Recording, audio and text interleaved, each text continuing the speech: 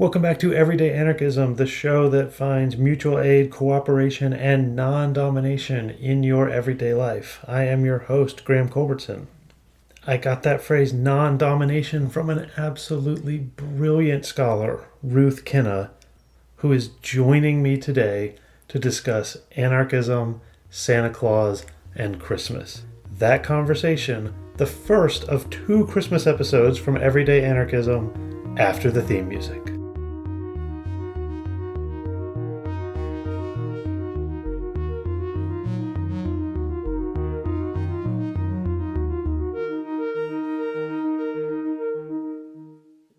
My guest today is Ruth Kinna, professor of political theory at Loughborough University. Loughborough? Correct. Okay. Very good. If you're a regular listener to this podcast, you've already heard all about her book, The Government of No One, which I recommend is the best starting point for the history and theory of anarchism. But she's here today to discuss her article, An Anarchist Guide to Christmas. Ruth, thank you so much for being here. Well, thank you for inviting me.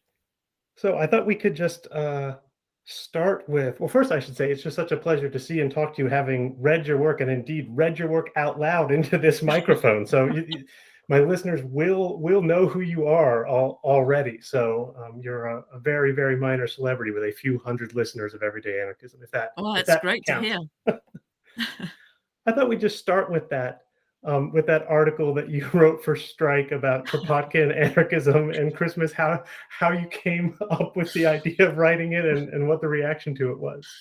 So I have to say, it wasn't really my idea to start off with. The editor of Strike, who I'd got to know a little bit, because I'd written some other pieces for Strike magazine, and it's a lovely magazine. It was a lovely magazine. It's now been sort of replaced by something called Dope, but it does all kinds of art and politics and contemporary kind of anarchism. But he contacted me and said, would I write something on Christmas, anarchism and Christmas? And it was a short deadline. It was the next day. I mean, he was a bit more flexible than that, but ideally he wanted it the next day. And it just usually what happens with pieces like this is that I have to think about them for quite a long time, because just trying to think about writing something without it sounding too academic, if you like, trying to get the tone right, trying to get the hook, if you like, trying to get the hanger, I find quite difficult. And normally it takes me some time, and I don't know what happened, but it just appealed to me. It wasn't long before Christmas, and I suppose, you know, it wasn't it's not an original thought to think that someone like Kropotkin could pass for Father Christmas. You know, the big white beard, and I just it just sort of, the penny dropped, I suppose, or I just had this idea that I could think about Kropotkin and Christmas. So that was the way in, and then think about how far I was going to try and establish a link to Father Christmas, to St. Nicholas.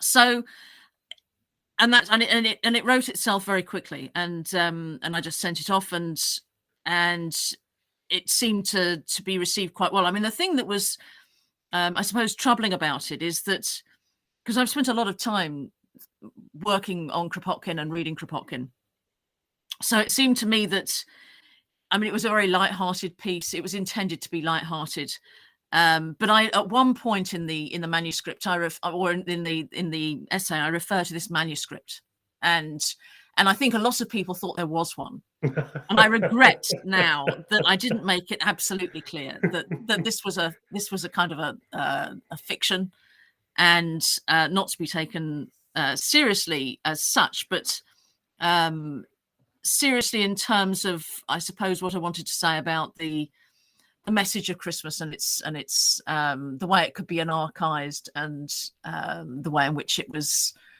has been subverted. So that was the point of it. Oh, it's a wonderful piece. I guess I'll link to it in the show notes. I think it is gone from the Strike website, because I think the Strike website might be gone. Defunct. But it's up a few places on the internet. Yeah, That's one thing I love about anarchist texts is people don't seem to spend too much energy doing copyright takedowns for no, them. and there's no copyright on it anyway. Yeah. It was republished in Open Democracy as well. Yes. Oh, okay. Years later, but it is you can Google it and it comes up quite quickly. I think the last time I googled it, I found it in Open Democracy. So Yeah. listeners, you can Google it, but you can also just take a look at the notes, and I will have a link in there. One thing I was struck about that article. So I'm going to do 2 Christmas episodes because I love Christmas. And I think everyone needs Christmas this year. And the other one is there's a Twilight Zone episode about Christmas that I'm reading as a sort of Shakespearean romance. In that story and in The Miracle on 34th Street and even in this movie Elf with Will Ferrell, the abundance of the department store and then the cruel lack of abundance for the children on the street are always juxtaposed. And I think you mentioned that in the article as well. There's just something about the lavish opulence of a department store and the way that they stand for Christmas. They sponsor Christmas. The big parade in New York is the Macy's parade, and yet in some sense they seem completely against the spirit of Christmas. Everything is for sale. Nothing is free. There's no sharing. There's no caring. There's no giving in a department store. It seems to me. No, and I think there are 2 things about that. I mean, I think one is the way that the Christmas shops are set up in the big stores. I mean, I remember as a child going into Christmas stores in places like Selfridges, which is one of the big shops on Oxford Street in London. And they were, I just found them magical. I mean, just the lights and the sparkle and the, just the intensity of the whole thing. And you're right. And it's an incredibly exclusive audience that it attracts. But I think the other thing about it is that, I mean, when I was a child, I used to think that there was a kind of a gift giving that went on in these things. I was completely oblivious to the fact that the children who were given gifts by Father Christmas were given gifts because their parents had paid already, and you just didn't know about it. And the same thing I remember going to a Christmas party, a children's party at my father's sort of works do. This was when I was about, I don't know, 5 or 6, and we were all given gifts. It was fantastic. I mean, all these kids there, 100 of us or so, and the same thing. You sort of thought, well, this was free. But because it wasn't, they'd probably taken it, straight out the pay packages in order to fund this. So there's a concealment, I think, in the giving exercise that goes on, as well as an exclusion, which is really problematic. Yes, and I do think, I mean, I love the idea of Santa Claus, of Father Christmas, but it does seem that he is also used to obscure, poverty and class distinctions, because everyone gets presents from Santa, and that's simply not true. So my field was the 19th century novel, and there's all sorts of language in those texts, not related to Christmas, but just everyone is out of town. I think very early in Portrait of a Lady, the British noble guy says something like, "Oh, you can't go to London. There's no one there right now." And the American he's talking to says, "Are there not millions of people there?" And that I think it's this concealment. There's no one there, meaning there's no one. Yeah, there's no one worth your worry. Yeah. Yes, and Santa is supposed to be for everyone, but as far as Santa is the product of capitalism and your parental wealth bracket, Santa is not for everyone.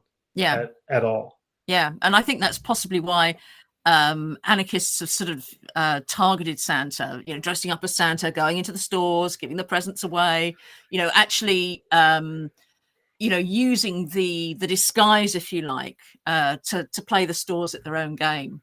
And that was also something I was familiar with, and something that the essay draws on, if you like, that this is a kind of rebellious act, and it's one that restores the idea of giving in ways that stores want to control.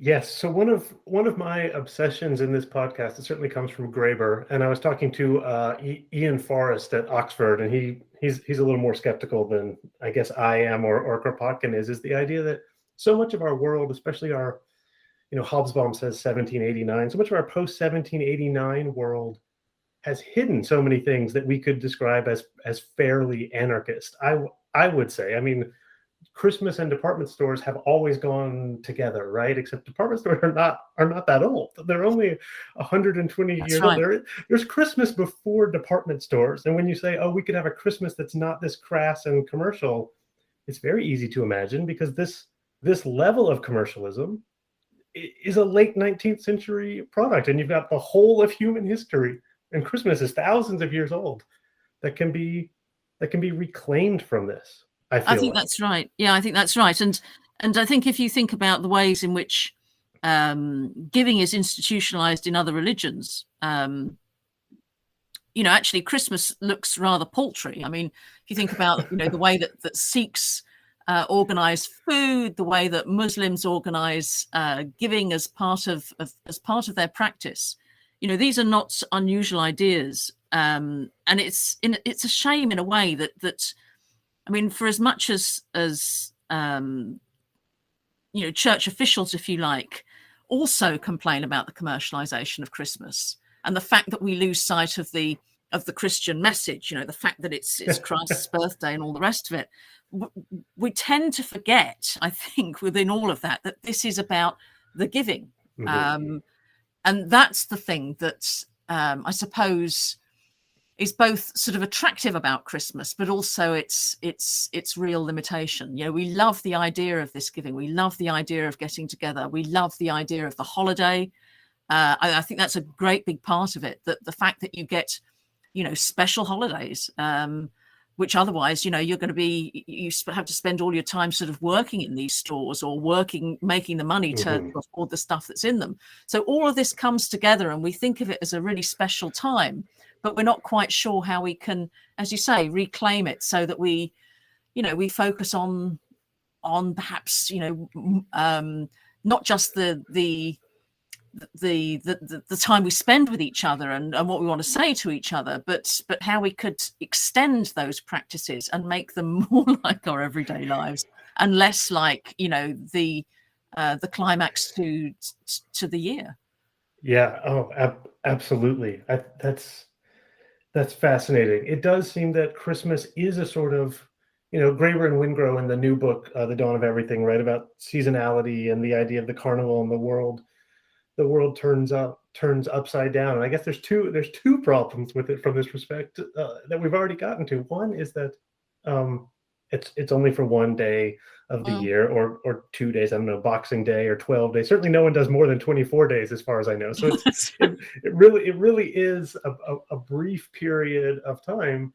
And then the other thing is, as we have already discussed, if the rich kids are getting the most presents from, quote, Santa, then the world isn't turned upside down at all. It's I could imagine, this is the other thing the next thing I wanted to ask you about, people who consider Christmas just a grotesque capitalist satire on the idea of giving, and I want to reclaim it. But I'm sympathetic to the idea, that Christmas should be destroyed. And of course, pagans, Wiccans, Saturnalia, there's all sorts of people who think we can and should. It's too late. It's time to discard that sort of Christian imagery. That's not the camp I'm in, but I guess I want to know what you say. I mean, I'm sure you've run into this idea, and what's your response to that? Can you defend Father Christmas against Wiccans?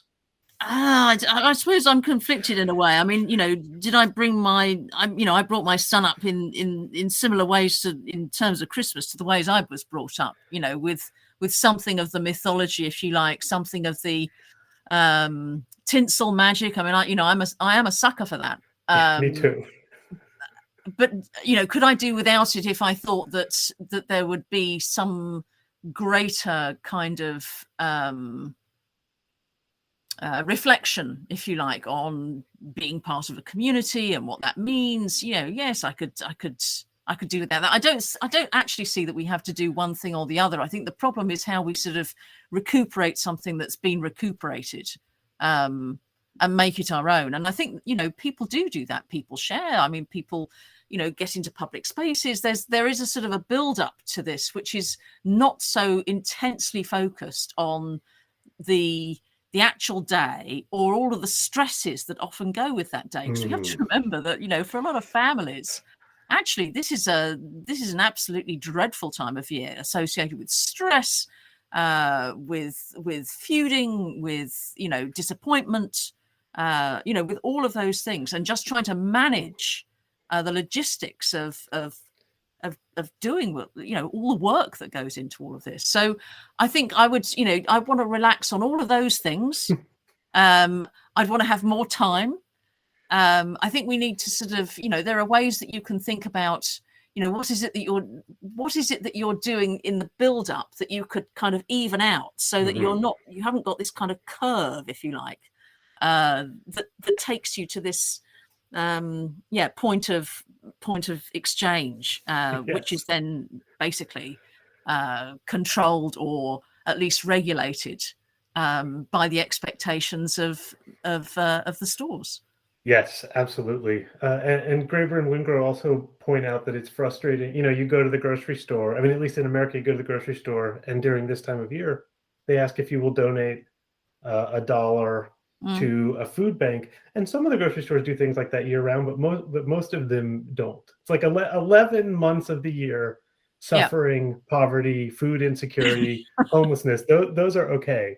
But we're all gonna. And then there's the whole tradition of, again, there's something grotesque about it. Even as it comes, this is something my family did as a child, was giving Christmas gifts, sponsoring poor families. I remember that one of the first times I saw poverty was when we went and gave gifts to these children. And I guess it felt good at the time, but in retrospect, it feels so shallow. It feels, although I do recall, this is a memory I had forgotten, after we did that. So my father was a pastor, a conservative Calvinist pastor.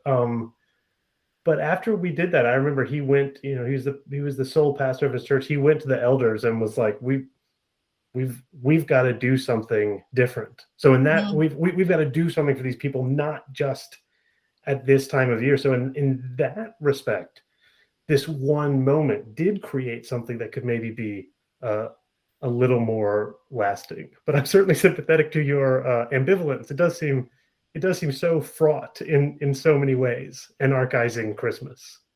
Yeah, and I think that, I suppose, the point about, or one of the things about anarchism is that if you can find the spaces and you can find or start the dialogue, then it's up to the people who participate, if you like, to think about different ways in which they might change the practice.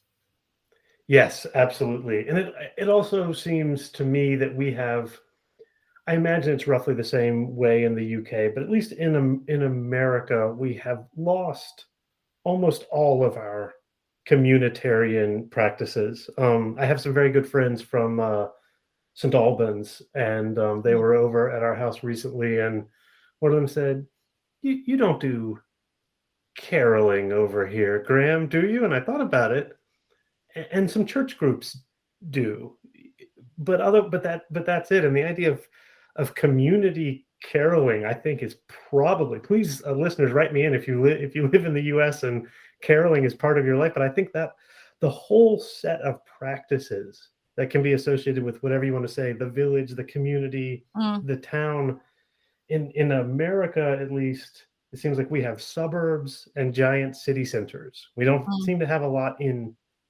between. And so if you do have this moment of coming together at Christmas, there's not the, I don't like it, you're right, I don't want to use the word institutions, but there's not the set of practices and moments of coming together that can sustain that I can think of. That's really interesting, because we still have, I don't know what they do at schools anymore, but certainly you see, people in town centres in various sort of groups singing, so you do get that. But Loughborough is near the city of Leicester, which is called the first minority majority city. So it's the first city in the UK where the majority of its residents are from Southeast Asian backgrounds of one sort or another. And one of the things that happens in Leicester not long before Christmas is Diwali. So there's a huge celebration that goes on for Diwali. In fact, when I went into Leicester a few years ago, I think there was a notice I saw that said, remember that, the lights are not just for Diwali, because the default is Diwali. The default is not Christmas. And I'd be interested. I mean, not that I've seen what goes on in Leicester City for Christmas, but in Diwali, I mean, this is a huge gathering of the communities together. So it's perfectly possible to use festivals in these ways, but I'm just not sure that we have the habit anymore of doing it with Christmas. The habit, yes, it is a habit. Oh, that makes perfect sense. Do you know the work of Randolph Bourne? He's an early 20th century American writer.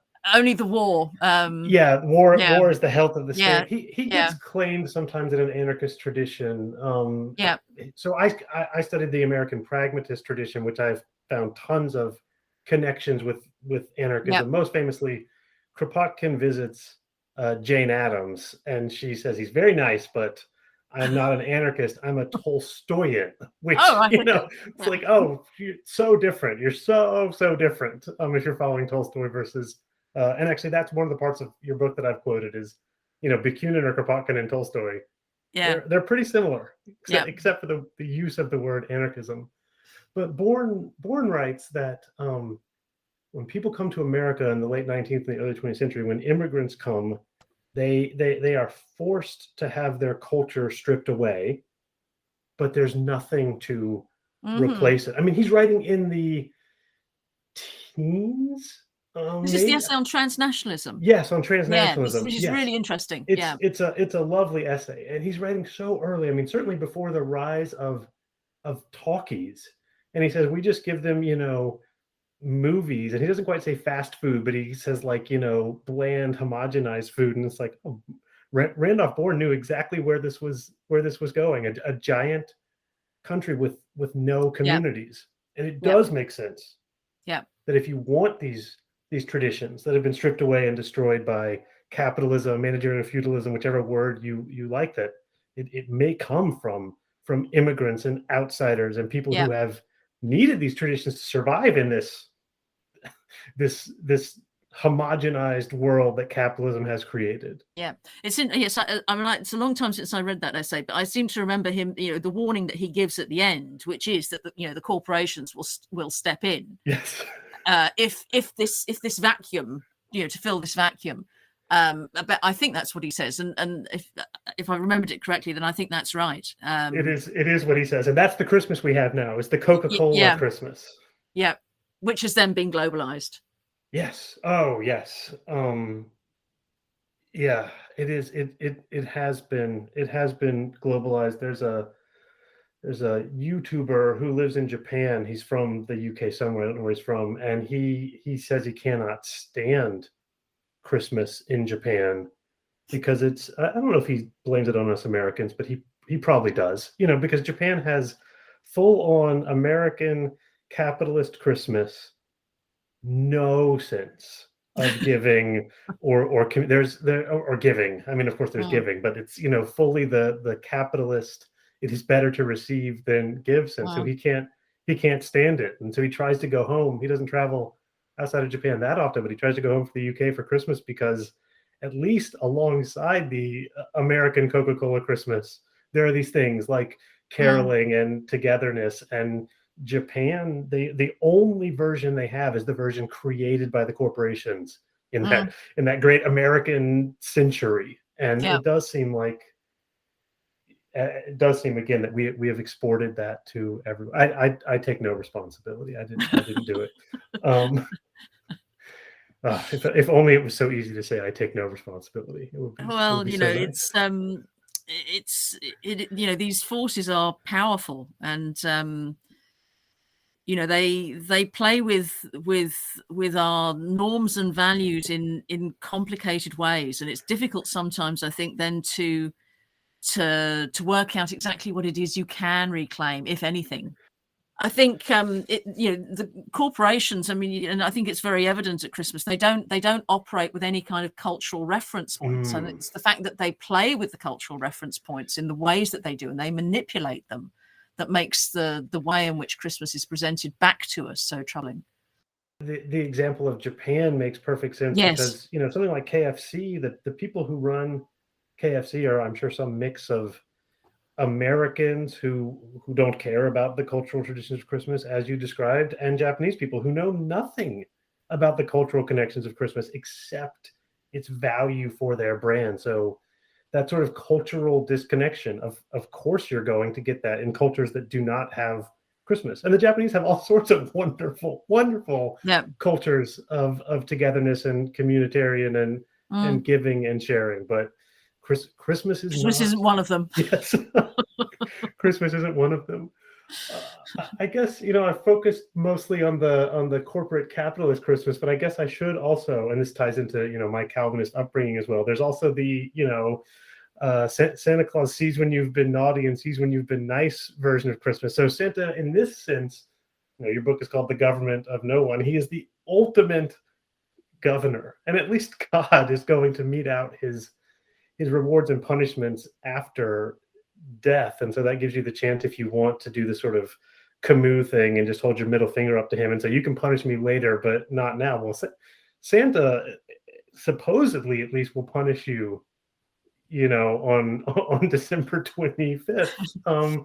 And these days, I don't think anyone gets coal. I don't know how real that tradition is. I should probably ask someone from Bavaria. I can imagine that being the place where Krampus is running and giving people coal and everything. But this idea that Santa is helping your parents assert their authority over you, that seems to be another problem. As much as I want to anarchize Christmas, it's another problem, but I wanted to see what you thought about. Yeah, well, it's a classic carrot and stick, isn't it? That, if so Santa becomes the sort of the disciplinary tool.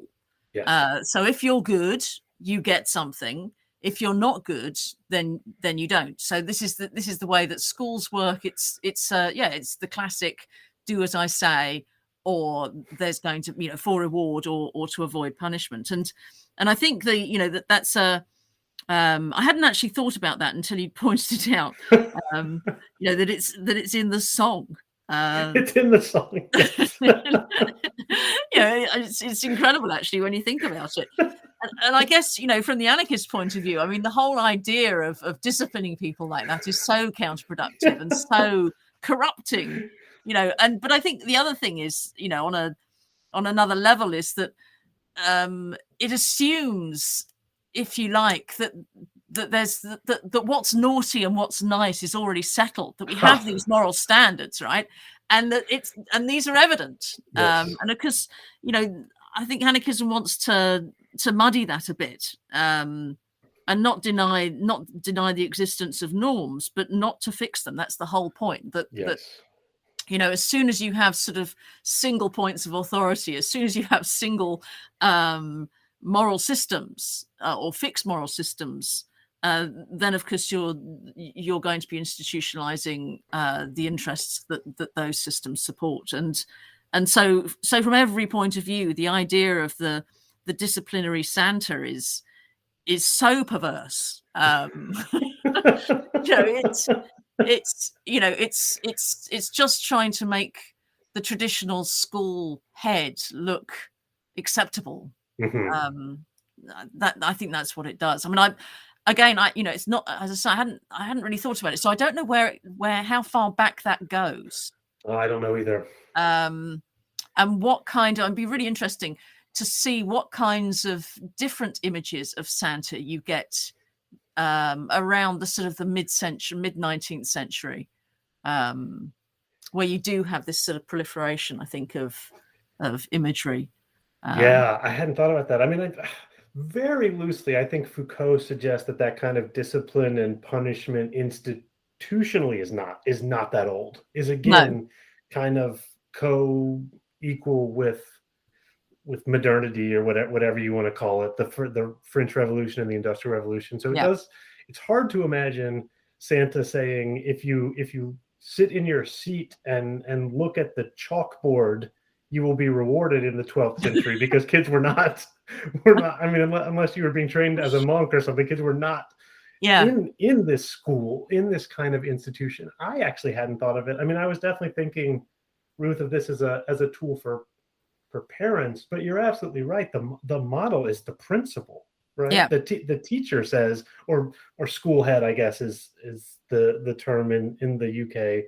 The teacher, or even worse, what do they call them? What's the name for the like prefect, the leader of the class who's in charge of discipline I mean, the head girl or head boy. Yes, the teacher or the head girl or head boy says, if you're not good, I will tell the head of the school, who is this awesome figure from on high.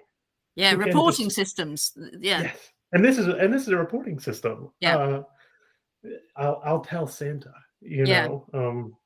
My parents didn't say that, because I was not taught that Santa was real, for fear that my image of Jesus and my image of Santa would get muddled. So, but I know that people do tell their children, if you're not good, Santa, I'll report you to the principal. Yeah, no, I didn't have that either. I mean, the Santa I knew was the night before Christmas, where Santa is slightly drunk. Ruth, it could be that the problem with America is just that we don't have pubs. That we do not have a sense of convivial community that may or may not involve alcohol. Because when I went to the UK, there's nothing like that in America. Because when I was a youth, of course, one of the things that was exceptional about Christmas was the licensing hours, because we used to, the pubs used to shut at 10:30. But you could have extended licensing hours, so you could sort of roll out of the pubs and go straight into midnight mass, which people did. I mean, partly to keep warm and partly to keep the thing going. But now, of course, we have extended licensing hours any time you like. So that kind of sense of being able to do something that you weren't normally able to do has kind of got lost. But I'm not sure if that's a good thing or a bad thing, but it was just something that was noticeable about Christmas when I was growing up. Oh yeah, that is very interesting. So I mean, it seems to me that I've mostly made a case against an anarchist Santa Claus, against an anarchist Christmas. I do think, and I think I mentioned already that I've written but not recorded an episode about the Twilight Zone version of. The Twilight Zone version of Christmas, which is really, as most of the great Christmas texts are just versions of the Dickens Christmas Carol, at least in the English tradition. But it seems to me that there still remains a subversive power in Christmas. There is still the idea in Christmas that it is better to give than to receive, that this is a time where everyone comes together. This is a time where strangers will sing to one another. And I at least don't want to give that up. I want to anarchize it rather than burn it down, which is my approach in general to most things. And I think also this collective down tooling, this is the idea of having the holiday, which from mid 19th century or early 19th century was used by early socialists to think about approaches to work and also to property. So there's this guy called William Benbow, I don't know if you know, came up with the idea of the Grand National Holiday, which was actually to radicalize the holy days and turn them into something like a general strike. He also suggested bringing back the Jubilee, the idea of the Jubilee, so that every 7 years all the property gets redistributed. And so I think there are things like that we can take inspiration from, and try and work out what it is that we like about Christmas, and then just jettison the rest. but certainly I think the idea of not work, which of course only works on the basis that some people continue to work, Right. but those ideas I think are worth playing with. Yeah. Yeah, and I think you're right. This ties back to the Graeber and Wingrove book, at least in my mind as well. There are so many different ways to organize society, to relate to one another, and the classic move for communism. And frankly, I'm not a big fan of Marxist, Leninist, Maoist, Stalinist communism. I don't think that will come as a surprise to you. But the common move is to say, hey, we should do things differently. We should redistribute the wealth. And then, it's always the teacher, at least for me, it was the teacher would say, well, they tried that in the Soviet Union and X million of people died. So this is it. This is, capitalism with some sort of welfare safety net is as good as it's going to get. And if you ask for anything else, you are asking for Stalin or Mao. And I simply don't believe that. And I think that Christmas of the past and these various other seasonal traditions, Jubilee, everything, they're right there. They're right there. But I think also, I mean, one of the interesting things, or one of the positive things that's come out of the pandemic is actually how many mutual aid societies have sprung up. I mean, particularly in the early months of the pandemic, and they weren't all anarchists, but quite a lot of anarchists were involved in them, and some of them are anarchist. And I think that's a great example, if you like, of people just deciding to help each other because we're in the same predicament, and some of us are not handling it as easily as others. To not worry that someone's a stranger, to think about which institutions you want to support and why. And in the UK, of course, the NHS was one of those. So people were sewing scrubs up because the hospitals were running out of them. All of these kinds of examples of practice of giving without expectation of receiving anything in return. That's what it's about. And I think if we can have rituals which make that practice also like a party, that's great too. But you got to be able to dance to the revolution. That has to be the norm, doesn't it? Yes. Oh, yes, absolutely. And I think, I'm sorry, I cut you off a little bit. I said you have to be able to dance to the revolution, which is maybe quoted a little too much, but just because it's such a great quote. Yeah, I agree. And I think I wouldn't say I'm optimistic that some of the changes that took place during the pandemic will carry on, but it's very clear that they could. It's very clear to me. I hadn't thought about that in terms of seasonality. We did live a different way for 18 months and maybe for longer. And there's no reason, as near as I can tell, that we cannot keep doing things that's right that way. And the memory persists. I mean, I think part of the problem with anarchism is that, people often, the skeptics, if you like, will say, well, how's it going to work? Well, here's an example. This is how it has worked, without anybody orchestrating anything, without anybody organizing anything. It just happened. And the memory of those things and the experience of those things, I think, is important, whether or not each one of these organizations survives in the the immediate short term. The fact is they were there, and that makes a difference. Yeah, I agree. And I think, I think there's a lot to be said for using certain of the Christian scriptures, and certainly the Christmas stories. When people say, the people who will inveigh against this reorienting of the society will usually be some version of Christian, or at least celebrate Christmas. And this is a moment to remind them that actually, we share the same ideals. I started signing my emails with in mutual aid, and one of my students said, "Dr. Culbertson, what happened to you?" And I said, "What do you mean?" And he said, "Well, you're just so radical." And I said, "What do you mean?" And he said, "Your email signature in mutual aid." I think he said, that's associated with radicalism. And I just shrugged, and I was like, I mean, if you help your neighbor across the street, that's mutual aid. If it's radical, that is the world's problem. Yes, I agree. Christmas is actually not that radical. Being nice to everyone else, that seems that seems pretty normal to me, or rather should seem normal. The world is turned upside down now, and it's Christmas where we put it the right way up, and let's remember that. That's what I would say. Anyway, sorry, I got a little impassioned there. That's a nice thought.